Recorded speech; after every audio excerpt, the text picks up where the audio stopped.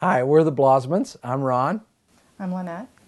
And this is our story about our son Edwin, who is diagnosed with fetal alcohol spectrum disorder, and we're here to tell you about it. He sees a neurologist in Cleveland, and the neurologist had told us kind of briefly, kind of just skimmed over fetal alcohol.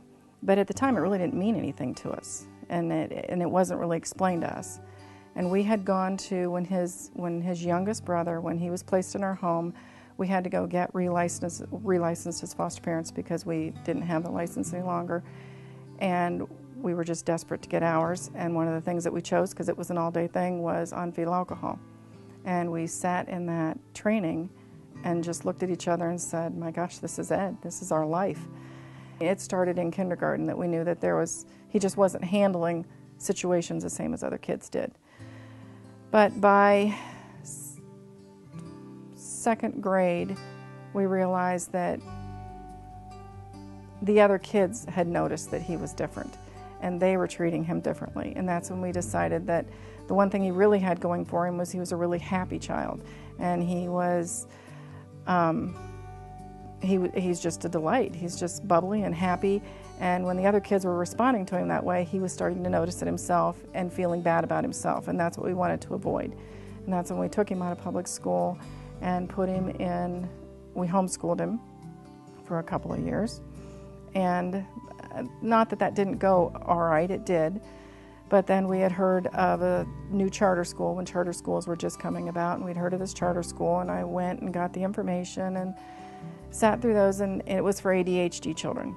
And we thought, well, that would be ideal for him because he is certainly ADHD. He has a hard time sitting down, and they had different approaches to teaching kids, which were appropriate for him.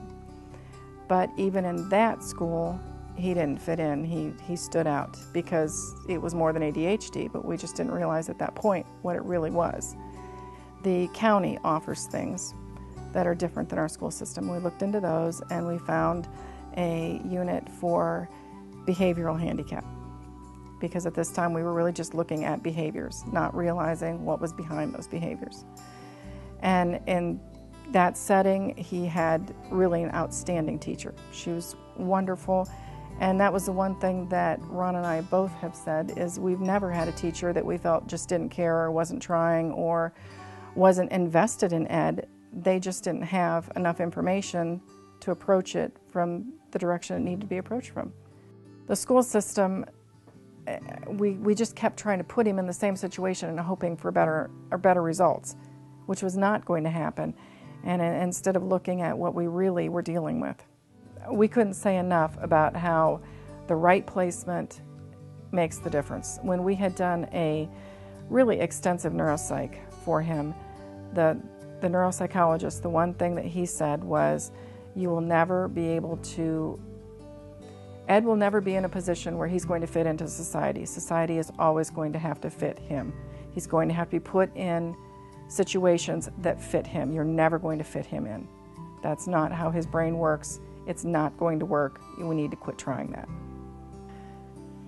For teachers, for one thing that Ron and I had thought about is trust the parents. I mean, we live with them. It's easy to think that a parent is just making excuses or trying to compensate or trying to not hold a child accountable, and that couldn't be further from the truth. A fetal alcohol child takes more parenting than any 100 kids combined. You know, that is not the case at all. And don't assume that behaviors are just rebellion or delinquency. The behaviors may look the same, but with fetal alcohol, the behaviors come from brain damage, not willfulness. At one moment, it might be great. One day it could be great, and the next day it could be a meltdown. And again, it's just brain damage. People with fetal alcohol get overwhelmed, they get stressed easily. It doesn't have to be logical or make sense to the people around them, but it is who they are. And until we accept who they are and work with them where they're at, we're not going to be successful. We're going to fail them. Ed is presently living in an MRDD home. I don't think that we would have thought that it would be quite this soon, but it was part of our long-range planning anyway, because he's never going to live independently. He's not ever going to live without some sort of supports. And these supports have been the right supports for him. MRDD has an excellent program. Can you tell us a little bit about your house and where you live? Well, it's big. It's a group home, so we have 4 guys work and live here. We, include me, that is. Do you get along with your roommates? Some, I'm honest about that. I have issues, they have issues sometimes, so we all get into a fiasco, and we pull it together and we move on. And we have staff always here.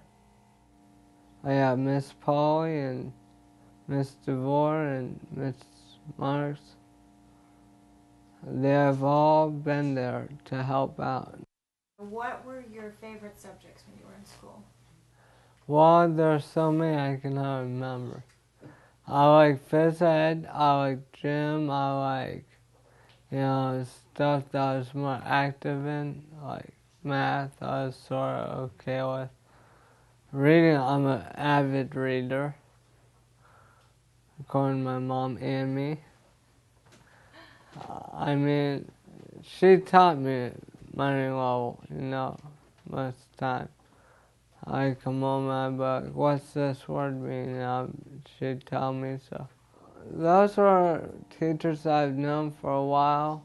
They got to know me, they worked hard with me, and I give them credit for what they've done for me in my life. I mean, they've helped me out a great deal. In speech area, I think that teachers need to understand each other and talk. And sometimes they don't have a chance to. Sometimes they need to slow it down and say, we need a break. Yeah, so that's about all the advice I can give. And always keep a smile on your face for life.